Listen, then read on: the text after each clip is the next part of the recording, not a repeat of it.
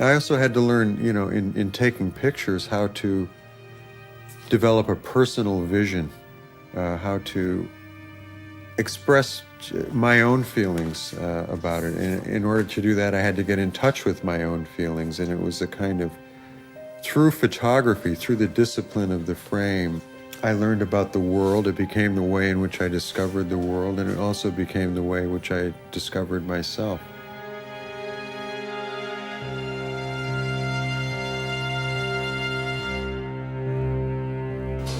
Whatever I did that accomplished something, I'm glad for it. But it's, there's always so much more to do. I've never felt complete. I've never felt satisfied. At the end of the day, I believe people do want to know when there's some major tragedy going on, when there's some unacceptable situation happening in this world, and they want something done about it. That's what I believe. Hello there. Robert Capa was probably the most famous war photographer during the middle of last century, while James Nachtwey has claimed that position during the past few decades. He's now 75 years old, and his life's work is a record of the worst of human nature. He won the Robert Capa Gold Medal 5 times. When he was a student in the 60s, he was strongly influenced by the events surrounding the Vietnam War as well as the American Civil Rights Movement. He decided to become a war photographer after being exposed to the images from Vietnam taken by photographers like Don McCullin. He was impacted by the power that these images had to encourage resistance against the war.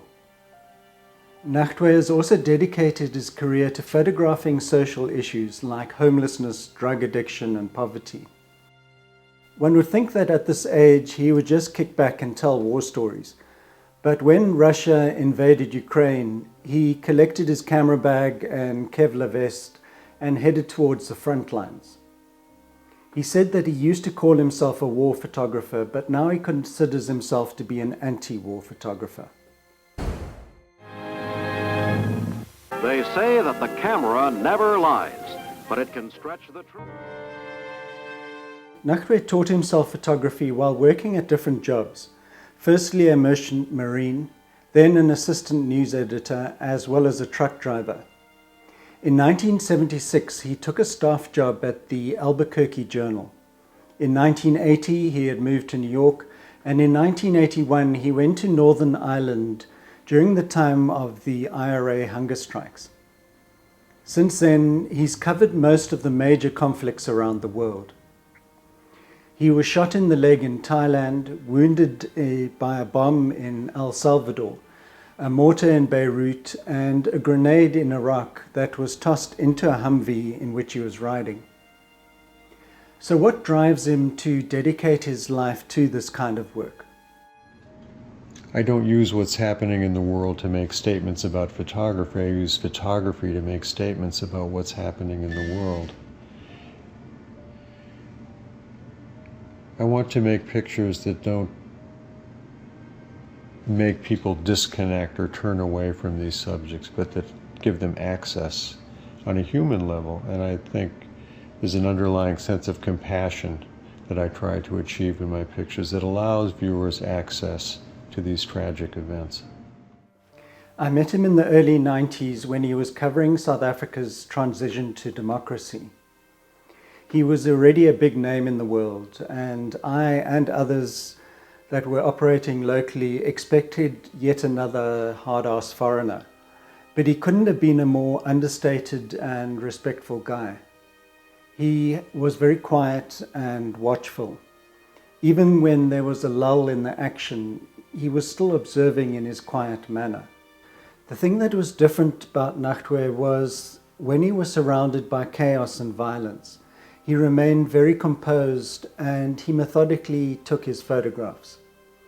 It wasn't that he was unaware of danger, but he was extremely level-headed and made calculated decisions. I remember this event clearly. There was a confrontation between police and residents in a township called Alexandra. The tension was building, and I could sense that the police were about to open fire with rubber bullets. So I moved from a position between the two groups to one behind the police. Nachtwey, on the other hand, hung in there. Needless to say, he got a far stronger image out of this situation than I did.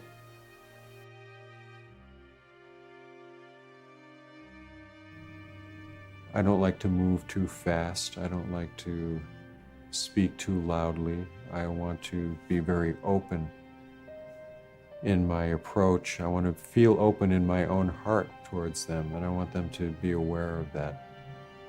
And people do sense it. They, with very few words, sometimes with no words at all.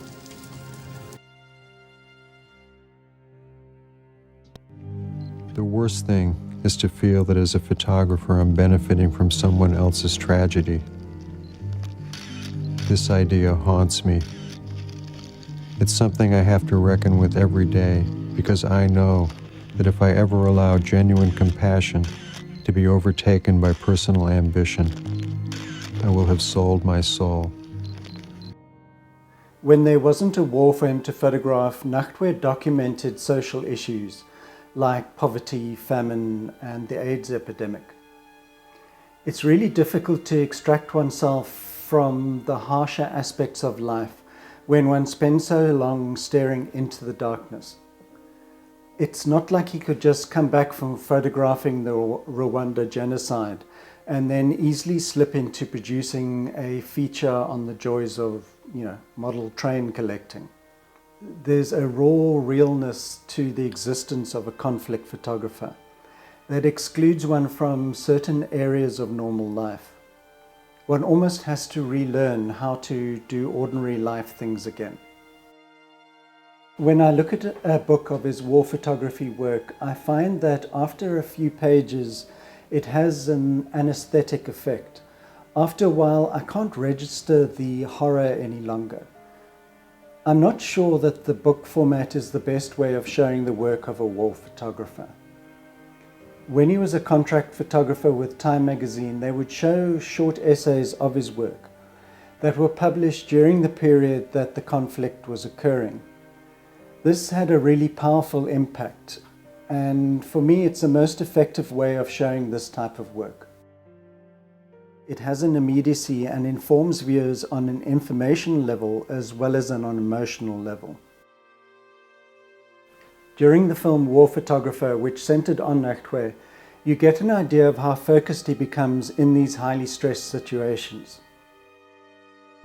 In the field, what you experience is extremely immediate. What you see is not an image on a page in a magazine 10,000 miles away with an advertisement for Rolex watches on the next page. What you see is unmitigated pain, injustice, and misery. He was in New York the day the Twin Towers were hit. He lived nearby and he heard a noise that was slightly out of the ordinary. He went to the window and saw that there was a fire on the North Tower. He initially thought that perhaps there'd been an accident, but then he saw the next plane hit the South Tower. During a Time magazine interview, he said that he had always had to fly to some foreign land to photograph the horrors of war, and America had been his refuge. This would never be the same for him and many others. He was photographing the destruction of the first tower when the second tower fell, and he was standing almost under it. The avalanche of falling debris came down right next to him. He photographed that day and continued to document the events that followed. He believes that if there's a time when he's the only one who can make a difference, then he will suspend being a journalist and help people. This happened while he was working in Indonesia. People from a mosque in Jakarta were offended that a Christian church ran a bingo game next to the mosque. They saw bingo as a form of gambling. So they attacked the bingo parlor and began to kill the Christian guards. One of the guards ran up an alleyway and was chased by the mob. 3 times Nachtwey tried to stop the mob from killing him. At one stage, a man was about to cut the guard's throat, and he got onto his hands and knees and begged him not to do it. It worked, and the man actually put down the knife and helped the guard to stand up. His whole life has been shaped and is still being shaped by conflict and suffering. He says that he is a very different person now compared to when he started. In the documentary film War Photographer, he was asked whether it's possible through photography to change human behavior. He answered by saying that he's been motivated by the belief that photography has the power to evoke a sense of humanity. And he describes his life work as a broad opposition to the act of war. Thanks very much for watching. I appreciate it, and I'll see you next time. Cheers. It's occurred to me that if everyone could be there just once to see for themselves what white phosphorus does to the face of a child, or what unspeakable pain is caused by the impact of a single bullet, or how a jagged piece of shrapnel can rip someone's leg off. If everyone could be there to see for themselves the fear and the grief just one time, then they would understand that nothing is worth letting things get to the point where that happens to even one person, let alone thousands.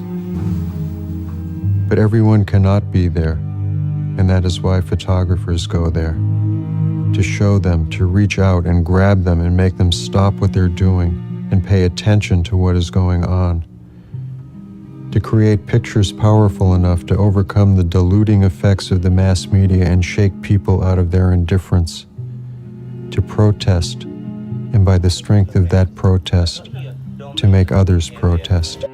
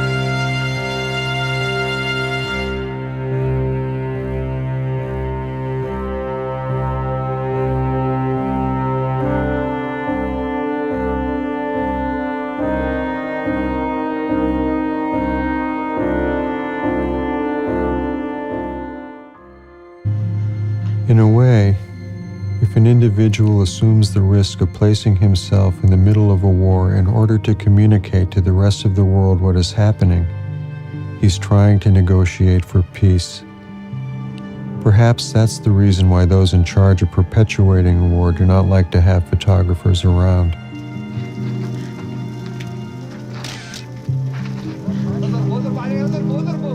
In the field, what you experience is extremely immediate.